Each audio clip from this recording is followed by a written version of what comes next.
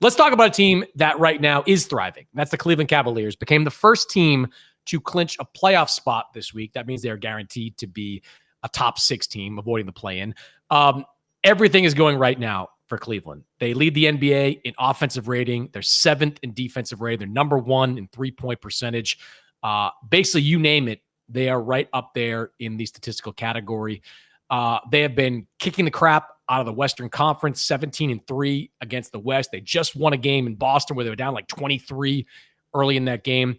They have won 36 games this season by double digits. DeAndre Hunter has come in and he has been lights out from 3, 52% in his first 10 games.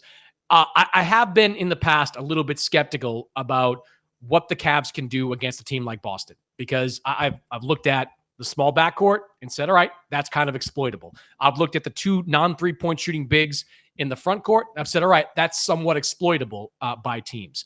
But I tell you, Rachel, watching the Cavs this week, specifically that game against Boston, I'm starting to come around here on the Cleveland Cavaliers. I tell you, mostly because I think DeAndre Hunter was one of the best trades of the deadline. Like, I think getting him has the potential to be a game changer for the Cavs in the playoffs. I mean, look at what they are doing down the stretch of games. You're not seeing the 2 bigs out there as often, right? Like, they're choosing between Jared Allen and Evan Mobley. Mostly it's Mobley.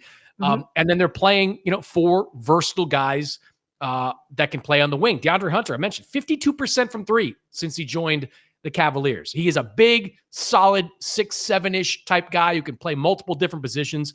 Getting him, to me, that all of a sudden might give them an edge in a series against Boston. What is your kind of viewpoint of the Cavaliers right now?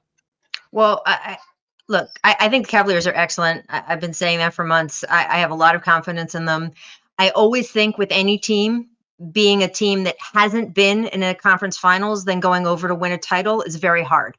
We've just seen that historically, unless you have the kind of trade where you're bringing in a really A-level veteran like a Kawhi Leonard, who, has been a finals MVP, to come in and take your team in Toronto to a place it hasn't been. And even that team, a chunk of them have been in the conference finals before. So I just think it is very hard to take a team that has none of that level of experience and win. It's not impossible, but I think that is the only flaw I can see in the Cavaliers. But then it becomes, who are they playing, right? So are they playing Oklahoma City? And Oklahoma City is really tough, man. I mean, I think Oklahoma City, I'll be interested to see sort of down the line as we go here, Oklahoma City and Cleveland. I think they've got a game coming up. Is that right? Next week? No, they played. Didn't they already play twice? Or did they play twice? All right. Yeah. There's another game next week that's one of these. How are these 3 or 4 teams going to match up? Excuse me that I have the wrong one. But anyway, I'm curious to see when Oklahoma City and the Cavs meet again. And we've obviously saw the Thunder win when it was at home in OKC. And Boston, if you look at that matchup, there was no Drew Holiday this week. And I think that Drew Holiday is going to be a huge key to whether we say, the edge is to the Cavs or the edge is to the Celtics. Because obviously he was a huge part of them winning the title last year. KP is going to be a huge part of the conversation with this matchup. Drew Holiday, if his defensive skills are out there, Donovan Mitchell is not abusing, the Celtics the way he did. There is a point of attack that he had in that game. I feel bad. I don't want to start, picking on anyone, but we know where it was. And he's not going to have that with Drew Holiday. The question, though, is it's a finger injury with Drew Holiday. And is he going to be able to shoot at a level that they'll need him to shoot to run their offense the way they need to run it?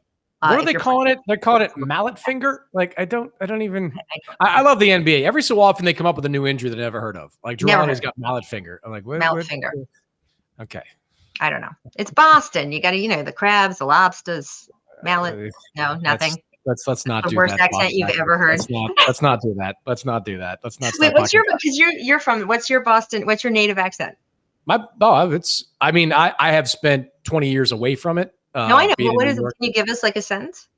I mean, I have to be like 8 beers deep to like start. I just did it right there to start. You start doing that. To start. All right. Maybe we'll. Our friend Howard Beck likes to do the podcasting while drinking pods. Yes.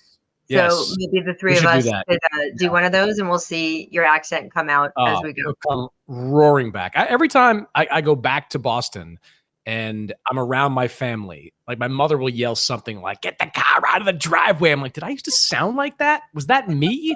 Yeah, I mean, Was I've that known you me for growing a up? couple. I'm like, We're a couple oh. decades in, so the answer is yes. But Anyway. Well, anyway, like anyway, I'm with you on. There still is something to prove for the Cavaliers. There's no doubt about that. there But is.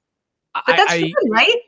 but this Hunter trade, like I loved it. Like the Cavs, they in the weeks before the trade deadline, this was the guy that they targeted. Like this was the guy they were after It's a for a great while. trade. They were negotiating with the Hawks for weeks to do this deal, because they knew that this was the kind of round peg, round hole type of fit. I don't think they expected Hunter to shoot 52% from three, but they did expect it to be, upwards of high 30s, low 40s, whatever, that type of range. And if he can continue to do that and make open shots and keep the pressure off Donovan Mitchell, keep the lanes open for Darius Garland, I mean, that's such a game changer. And when you could play him kind of in that 3-4 slot with some of the other guys they have there and just have Mobley as the 5-man down the stretch, you become a very versatile defensive team. Not that Hunter's a great defender, but you become a versatile defensive team with that type of rotation. And I think that could be really interesting come playoff time with the Cavaliers. So I'm more bullish now on them than I was a few weeks ago.